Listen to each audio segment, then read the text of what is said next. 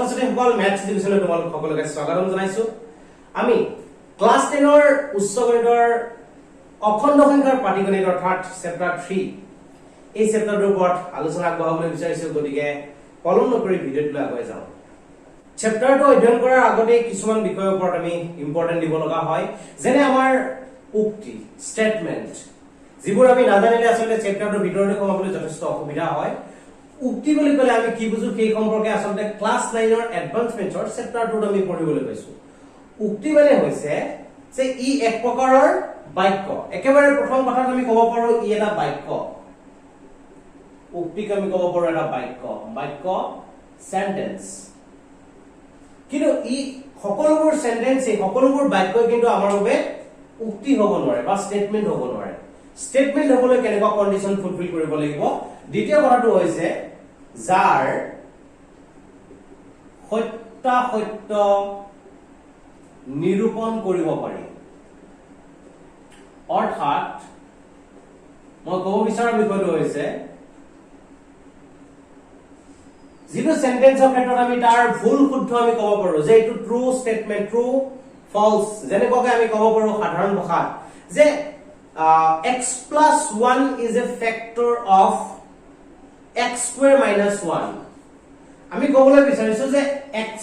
x plus 1 আমি কৈ আছো x square minus 1 ৰ এটা উৎপাদক ফেক্টৰ এইটো ইয়াৰ এটা উৎপাদক বুলি যদি ক'ব বিচাৰিছো তেতিয়াহলে এই কথাটোৰ ক্ষেত্ৰত মই নিশ্চিতভাৱে ক'ব পাৰো যে yes x plus 1 টো ক্ষেত্ৰত যে x square minus 1 ক যদি মই ভাঙিবলৈ বিচাৰো x square minus 1 square অৰ্থাৎ x minus 1 into x plus 1 অৰ্থাৎ এই x minus 1 ৰ ভিতৰতে কি পাইছো আমি x plus 1 into something কিবা কৰিলে আমি কি পাই আছো x square minus 1 অৰ্থাৎ x plus 1 টো ইয়াৰ এটা উৎপাদক হয় গতিকে মই যে কথা কৈছো যে x plus 1 is a factor of x square minus 1 এই কথাটো যে শুদ্ধ কথা সেই কথাটো আমি নিশ্চিতভাৱে ক'ব পাৰিছো সেই কাৰণে মই কৈছো যে এইটো এটা আমাৰ বাবে কি হ'ব স্টেটমেন্ট হ'ব x plus 1 x square minus 1 ৰ এটা উৎপাদক এই কথাটোক আমি এটা উক্তি বুলি ক'ব পাৰিম বাক্যটো হয় লগতে কি এটা কি হ'ব উক্তিও কিন্তু মই যদি আজি সহজভাৱে ক'ব বিচাৰো যে কাইলৈ বৰষুণ পৰিব এটা এটা বাক্য হয় কাইলৈ বৰষুণ পৰিব কিন্তু এই বাক্যটোৰ ক্ষেত্ৰত মই জানো নিশ্চিতভাৱে ক'ব পাৰিছো যে কাইলৈ বৰষুণ পৰিবই সিওৰ হ'ব পাৰিছো নেকি বা হ'বই নেকি এনেকুৱা কথাটো কিন্তু আমি নিশ্চিতভাৱে যেটো ক'ব পৰা নাই কি ভুল বাক্য নে শুদ্ধ বাক্য সেই কথাটো আমি সিওৰিটি যেটো দিব পৰা নাই হ'বই বুলি যেটো আমি ক'ব পৰা নাই গতিকে সেই ক্ষেত্ৰটো মই কি বুলি ক'ম সেই বাক্যটো কাইলৈ বৰষুণ পৰিব এই বাক্যটোক আমি কেতিয়াও স্টেটমেন্টৰ ভিতৰত অৰ্থাৎ উক্তিৰ ভিতৰত আমি সামৰিব নোৱাৰো ই আমাৰ বাবে কি হ'ব এটা সেন্টেন্স এটা হ'ব ই আমাৰ বাবে এটা বাক্য হ'ব এখিনি আছে কমন কথা উক্তিৰ বিষয়ে জানিবলগীয়া কথা ভুল শুদ্ধ বিচাৰ কৰিব পৰা ভুল শুদ্ধ আমি ক'ব পৰা অৱস্থাটো যদি থাকে তেতিয়াহ'লে তাক আমি উক্তি বুলি ক'ব পাৰিম আৰু যদি ভুল শুদ্ধ আমি সিওৰ ভাৱে ক'ব নোৱাৰো বা নিশ্চিত ক'ব নোৱাৰো যে এইটো ভুল বা এইটো শুদ্ধ সেই কথাটো যেতিয়া নিশ্চিত নহ'ব তেতিয়া আমি তাক কি বুলি ক'ম এটা সাধাৰণ বাক্য গতিকে উক্তিবিলাক আচলতে একোটা বাক্য যাৰ সত্য নিৰূপণ কৰিব পাৰি সহজ কথা এটা যিবোৰ উক্তিৰ ক্ষেত্ৰত ম্যাথমেটিক্স ব্যৱহাৰ কৰি আছে যেনে মই কিছু সময় আগত ইয়াত লিখিছো যে x plus 1 x square minus 1 ৰ এটা উৎপাদক x plus 1 is a factor of x square minus 1 এই ক্ষেত্ৰটো যদি মই ক'ব বিচাৰো যে ইয়াৰ লগত গণিত জড়িত হৈ আছে এটা উক্তি যিটো উক্তিৰ লগত ম্যাথমেটিক্স ব্যৱহাৰ কৰি আছো যেহেতু ম্যাথমেটিক্স ব্যৱহাৰ কৰিছো গতিকে ই আমাৰ বাবে কি হ'ব এটা গণিতীয় উক্তি এই গণিতীয় উক্তি এটা আমি বিচাৰি পালো যে আমি কি পালো মূলতে উক্তিৰ বিষয়ে শিকিছো আৰু দ্বিতীয় কথাটো আমি শিকিছো গণিতীয় উক্তি য'ত গণিত ব্যৱহাৰ হৈ আছে যিবোৰ উক্তি সেইবিলাকক আমি কৈছো গণিতীয় উক্তি আমি আলোচনা কৰা গণিতীয় উক্তিসমূহৰ প্ৰমাণৰ ক্ষেত্ৰত প্ৰুফ কৰিবৰ বাবে আমি গণিতীয় আৰোহণ তত্ত্বৰ বা গণিতীয় আৰোহ তত্ত্ব ম্যাথমেটিক্যাল ইন্ডাকশনৰ ব্যৱহাৰ কৰো মূল কথাটো হৈছে যে কিছুমান নেচাৰেল নাম্বাৰৰ ক্ষেত্ৰত স্বাভাৱিক সংখ্যাৰ ক্ষেত্ৰত এই আলোচনাটো আচলতে কৰা হয় বাকি নাম্বাৰ সিস্টেম বিলাকৰ লগত বৰ্তমান সময়ত আমি ইয়াত জড়িত নহওঁ গণিতীয় আৰোহ তত্ত্ব আমি ব্যৱহাৰ কৰিবলৈ বিচাৰিছো কেৱল মাত্ৰ কিছুমান স্বাভাৱিক সংখ্যাৰ ক্ষেত্ৰত একেবাৰে প্ৰথম কথাটো ইয়াৰ বাবে কিছুমান প্ৰিন্সিপল আছে নীতি নিয়ম আছে যেনেকৈ কিছু সময় আগতে কোৱা কথাটোৰ আমি যদি প্ৰুফ কৰিব বিচাৰো আমাক যদি তাৰ প্ৰমাণ লাগে তেতিয়াহ'লে আমি গণিতীয় আৰোহ তত্ত্বৰ আমি যেটো নিয়ম বৰ্তমান সময়ত আমি যেটো প্ৰিন্সিপলৰ বিষয়ে পঢ়িবলৈ গৈছো সেই প্ৰিন্সিপলটো ব্যৱহাৰ কৰিব লাগিব একেবাৰে প্ৰথম কামটো হৈছে আমাৰ কামটো হ'ব আমাৰ যিটো স্টেটমেন্ট দিয়া থাকিব আমাৰ যিটো উক্তি দিয়া থাকিব তাক SN ৰ দ্বাৰা নামকৰণ কৰা দিয়া থকা উক্তিটোক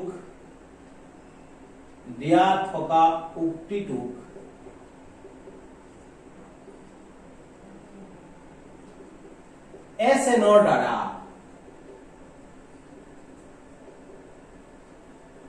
নামকৰণ কৰিব লাগে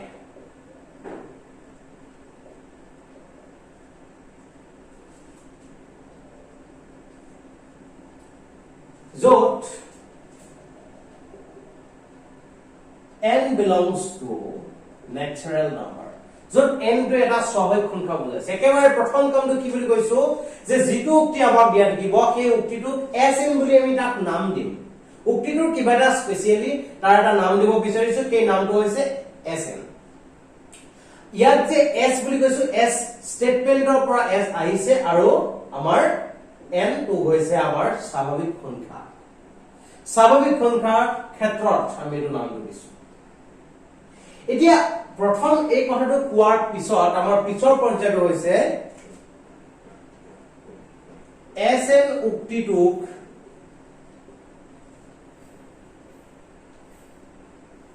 n equal to 1 ৰ বাবে সত্য প্ৰমাণ কৰা আমাৰ কাম কি আমি কৰিম কি একেবাৰে প্ৰথম SN ৰ দ্বাৰা তাক ডেনোট কৰিম বা নাম দিম SN বুলি কম স্টেটমেন্টটোক আমি SN ৰ দ্বাৰা নামকৰণ কৰিম নেক্সট কামটো যেটো আমাৰ SN নামৰ যেটো আমি উক্তি পাইছো যেটো স্টেটমেন্ট পাইছো সেই স্টেটমেন্টটোত n equal to 1 ৰ বাবে যে সেই স্টেটমেন্টটো সঁচা সেই কথাটো প্ৰুফ কৰিব লাগিব থাৰ্ড কাম হিচাপে আমাৰ কাম হৈছে n equal to k ৰ বাবে SN সত্য বুলি ধৰি ল'ব লাগিব সত্য বুলি ধৰি লোৱা আমাৰ কাম হ'ব আমি SN নাম দিলো নাম দিয়াৰ পিছত n equal to 1 ৰ কাৰণে সঁচা প্ৰমাণ কৰিলো তাৰ পিছত আমাৰ টাৰ্গেট হ'ব আমাৰ যিটো উক্তি দিয়া আছে সেই উক্তিটো n equal to যদি SN নামৰ যিটো উক্তি দিয়া থাকিব সেই উক্তিটোত n ৰ জায়গাত যদি k পাতি দিও তেতিয়াও উক্তিটো সঁচা বুলি অৰ্থাৎ k টো এটা নেচাৰেল নম্বৰ হ'ব লাগিব k এটা স্বাভাৱিক সংখ্যাৰ ক্ষেত্ৰত আমি কি প্ৰমাণ কৰিব গৈ আছো কি ক'বলৈ গৈ আছো k n ৰ জায়গাত যদি মই k পাতি দিও তেতিয়াও SN নামৰ যিটো স্টেটমেন্ট আছে সেই স্টেটমেন্টটো ট্ৰু স্টেটমেন্ট হ'ব আমি ধৰি লৈছো ধৰা হ'ব ধৰি লোৱা হ'ব নিজে কম আমি তাৰ পিছৰ কামটো যদি S n ৰ জায়গাত k পাতি দিছো যদি n ৰ জায়গাত k পাতি দিছো যদি s k সত্য তেন্তে s k plus 1 সত্য প্ৰমাণ কৰা আমাৰ টাৰ্গেটটো হ'ল যদি n ৰ জায়গাত k পাতিলে স্টেটমেন্টটো সঁচাই হয় যদি সঁচা হয় তেতিয়া হলে n ৰ জায়গাত k plus 1 পাতিলে উক্তিটো সঁচা বুলি প্ৰমাণ কৰিব পাৰিলে আমাৰ মেথছটো সম্পূৰ্ণ হ'ব এতিয়া এইবোৰ যে কৰিলো ইয়াৰ কাৰণবোৰ কি আমি কিয় কৰিব লগা হ'ল এইবোৰ কৰিব বিচৰাৰ মূল কাৰণটো হৈছে যে SN নামৰ উক্তিটো আমি n equal to 1 ৰ বাবে সঁচা বুলি প্ৰমাণ কৰিছো কিয় কাৰণ স্বাভাৱিক সংখ্যাবিলাক যিমান আছে সেই স্বাভাৱিক সংখ্যাবিলাকৰ আৰম্ভণি বিন্দুটো আৰম্ভণি স্থানটো হৈছে 1 স্বাভাৱিক সংখ্যাবোৰ 1 ৰ পৰা আৰম্ভ হয় গতিকে যেহেতু কিয়তে 1 ৰ পৰা আৰম্ভ হয় গতিকে 1 ৰ বাবে কথাটো সঁচা বুলি আমি প্ৰমাণ কৰিব লাগে অৰ্থাৎ ফাৰ্স্ট টাৰ্মটোৰ কাৰণে ফাৰ্স্ট সংখ্যাটোৰ কাৰণে কথাটো সঁচা বুলি আমি প্ৰমাণ কৰিলো দ্বিতীয় কথাটো মই কৈছো কোনোবা k ৰ কাৰণে সঁচা হয় k টো এটা স্বাভাৱিক সংখ্যা কোনোবা এটা k ৰ কাৰণে সঁচা হয় যদি k ৰ কাৰণে সঁচা হয় তেতিয়াহলে k plus 1 ৰ কাৰণে সঁচা অৰ্থটো কি যদি 2 ৰ কাৰণে সঁচা অৰ্থাৎ মই ক'ব পাৰিছো আৰু যদি n ৰ কাৰণে n equal to 1 ৰ কাৰণে সঁচা হয় তেতিয়া obviously 1 plus 1 k কাৰণে যদি সঁচা হয় k plus 1 মানে 1 টা প্লাস কৰিব লাগে 1 ৰ কাৰণে সঁচা হলে 1 plus 1 অৰ্থাৎ 2 ৰ কাৰণে সঁচা হ'ব 2 ৰ কাৰণে যদি সঁচা হয় 2 plus 1 ৰ কাৰণে সঁচা হ'ব 3 plus 1 ৰ কাৰণে নেক্সট সঁচা হ'ব এনেদৰে কি বুজি আছো যিকোনো স্বাভাৱিক সংখ্যা ক্ষেত্ৰত যদি হে 100 ৰ কাৰণে s 100 ৰ কাৰণে যদি সঁচা হয় n = 100 ৰ কাৰণে যদি সঁচা হয় তেতিয়াহলে n = 100 + 1 ৰ কাৰণে কথাটো সঁচা হ'ব একেটা সময়তে n = 100 + 101 + 1 ৰ কাৰণে সঁচা হ'ব এনেদৰে কিয়তে আগবাঢ়ি গৈ অৰ্থাৎ আমি কি গম পাইছো যে স্বাভাৱিক সংখ্যাৰ যিটো প্ৰপাৰ্টি স্বাভাৱিক সংখ্যাবিলাক কি হৈ যায় 1 1 কৈ বাঢ়ি যায় এই ক্ষেত্ৰত n = 1 ৰ কাৰণে কৰিলো অৰ্থাৎ স্বাভাৱিক সংখ্যাৰ আৰম্ভণি তাৰ পিছত n = k কাৰণে সঁচা বুলি ধৰি ললো কিবা এটা নাম্বাৰ তাৰ পিছত 1 প্লাস কৰি দিয়া অৰ্থটো হৈছে প্ৰত্যেক বাৰতে 1 1 কে যদি বাঢ়ি গৈ থাকিলে এই কথাটো সঁচা হয় কি যাতে সুন্দৰভাৱে প্ৰমাণিত হয় এই আছিল আমাৰ গণিতীয় আৰু তত্ত্বৰ মূল নীতি নিয়ম এই নিয়ম কেইটা ফলো কৰি আমি সকলোবোৰ ম্যাথ সলভ কৰিব লাগিব গতিকে ফলো নকৰি এটা ম্যাথ আমি কৰিবলৈ ট্ৰাই কৰো গণিতীয় আৰোহণ তত্ত্বৰ ওপৰত ভিত্তি কৰি থকা এটা এক্সাৰসাইজ অনুশীলনী 3.1 টো আমাৰ বাবে আমি লৈছো একেবাৰে প্ৰথম আমি কোৱেশ্চন নম্বৰ 4 টোলৈ আগবাঢ়িছো যত আমাক কোৱা হৈছে যে 1 square plus 3 square plus 5 square এনেদৰে twice n minus 1 whole square equal to আমি এই গোটেই কিটা সামটো কিবা এটা আনসাৰ আমাক দিয়া আছে অৰ্থাৎ এইবোৰ এটা অড নাম্বাৰ অযুগ্ম সংখ্যাবিলাকৰ যোগফলটোৰ লগত অযুগ্ম সংখ্যাবিলাকৰ বৰ্গৰ যোগফলৰ কিবা এটা সম্পৰ্ক আমাক দিছে এতিয়া এই কথাটো এই n বিলাক ইয়াতে যে n আমি লিখিছো সেই n বিলাকে আসলে বুজাই আছে স্বাভাৱিক সংখ্যা এই স্বাভাৱিক সংখ্যাবিলাকৰ ক্ষেত্ৰত আমি প্ৰমাণ কৰিব লাগে ইকুৱালিটি একেবাৰে প্ৰথম কাম হিচাপে আমাৰ কামটো হৈছে দিয়া থকা উক্তিটো হ'ল given statement is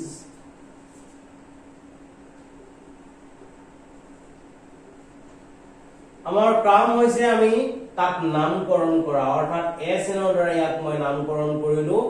1 square plus 3 square plus 5 square plus ... twice n minus 1 whole square equal to n whole into twice n minus 1 twice n plus 1 divided by 3 n belongs to natural number এটা আমাৰ উক্তিটো দিয়া আছে এতিয়া উক্তিটো ধৰি লোৱাৰ পিছত বা উক্তিটোৰ নামকৰণ কৰাৰ পিছত আমাৰ প্ৰাইমাৰী কাম আছিল কি n = 1 ৰ কাৰণে সঁচা প্ৰমাণ কৰা এতিয়া আমাৰ টাৰ্গেট হ'ব এতিয়া n = 1 ৰ বাবে এইখিনিতে আমি এটা মনোযোগ দিবলগীয়া বিষয় এটা আছে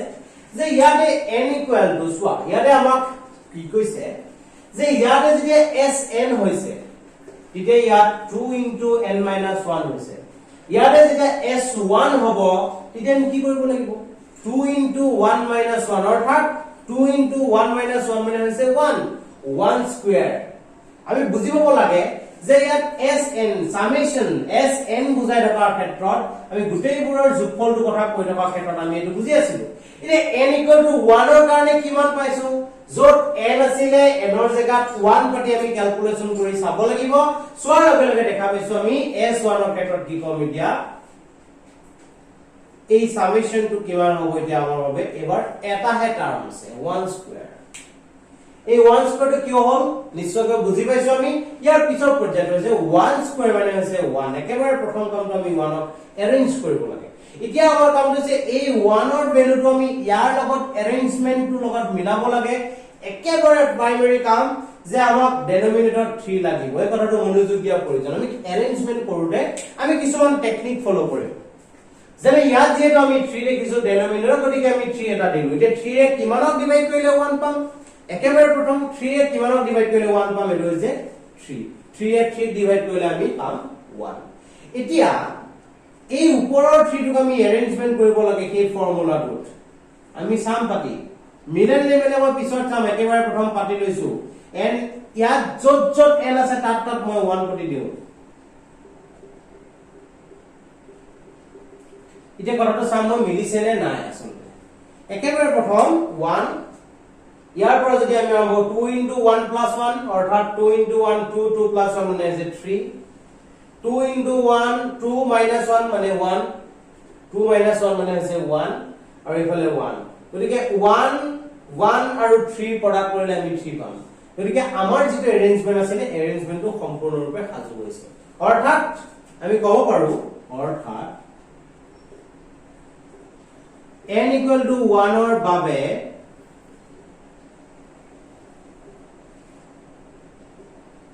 Sn সত্য n equal to 1 পটতে Sn টো আমি সঁচা বুলি পাই গলো এতিয়া আমাৰ টাৰ্গেট হ'ব ধৰু n equal to k এর বাবে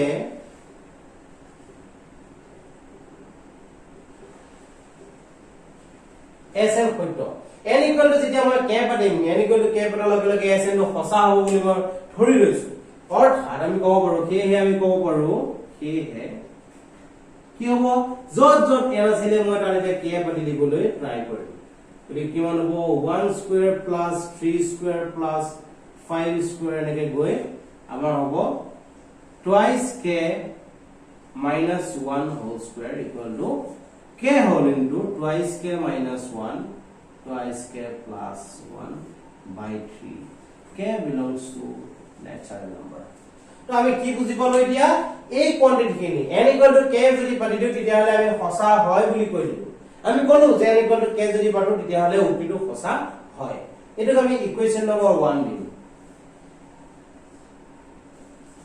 এতিয়া আমাৰ টাৰ্গেট কি হ'ব n equal to k plus 1 ৰ বাবে কথাটো সঁচা বুলি আমি প্ৰমাণ কৰিব লাগিব যদি হেতু সঁচা হয় আমাৰ টাৰ্গেট হ'ব n ৰ জায়গাত k plus 1 পাতিলেও এই উত্তৰটো সঁচা হ'ব এতিয়া আমি কোৱাৰে এতিয়া n equal to k plus 1 ৰ বাবে এবাৰ n ৰ জায়গাত আমি k plus 1 পাতিব বিচাৰিছো কিমান হ'ব s k plus 1 1 square plus 3 square plus 5 square plus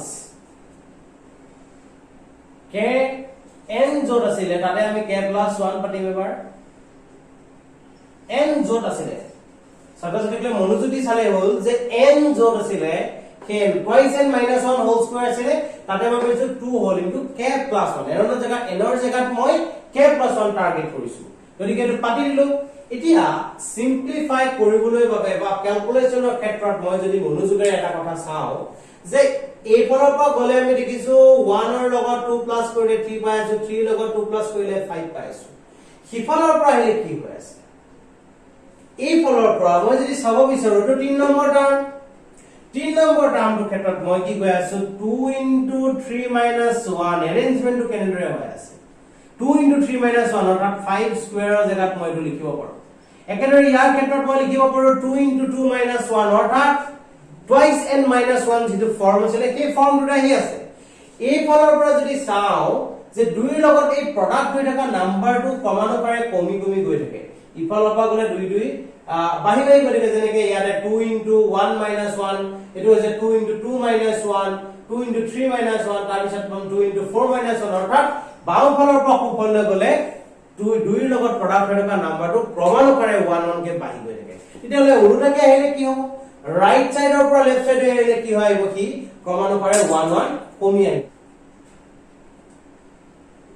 শেষৰ ফলৰ পৰা যদি মই মনোযোগেৰে চাও তেতিয়ালে আগৰ টাৰ্মটো কিমান হ'ব ইয়াত twice k minus 1 whole square plus 2 whole into এই ভিতৰৰ সব মই যদি ক্যালকুলেশন কৰিবলৈ বিচাৰো twice k plus 2 minus 1 whole square ইয়াৰ আগৰ টাৰ্মটো মই লিখি দিলো ইয়াৰ আগৰ টাৰ্মটো k plus 1 ৰ আগত কিমান প্ৰডাক্ট দিব k প্ৰডাক্ট দিব সেই k প্ৰডাক্ট টো মই লিখি পেলাই চালো এতিয়া প্ৰথমৰ পৰা আৰম্ভ কৰি ইয়ালৈকে এই কোয়ান্টিটি খিনি ভ্যালুটো ইতিমধ্যে মই পাই ৰাখিছো তাৰ ভ্যালুটো মই পুট কৰি দিছো তাৰ ভ্যালুটো আছিল k whole into twice k minus 1 twice k plus 1 divided by 3 plus এই ভিতৰৰ সব ক্যালকুলেশন কৰিলে twice k plus 1 whole square ইতে যদি মই চাব বিচাৰো দুইটা ক্ষেত্ৰত এলসিএম আমাৰ বাবে 3 তো ইয়াতে আহিব k whole into twice k minus 1 twice k plus 1 plus 3 whole into twice k plus 1 whole square এতিয়া দুইটাৰ পৰা যদি চাও twice k plus 1 twice k plus 1 আমাৰ বাবে কমন আহিলে বাকি ৰল আমাৰ বাবে এই কোয়ান্টিটি কোন আমি k whole into twice k minus 1 plus 3 whole into twice k plus 1 so divided by 3 এতিয়া আমি এটা কোয়ান্টিটি অ্যারেঞ্জ কৰাৰ পিছৰখন আমি চাব লাগে সদায় আমি প্ৰডাক্ট কৰি চাও কিমান হ'ব আমাৰ twice k square minus k plus 6k plus 3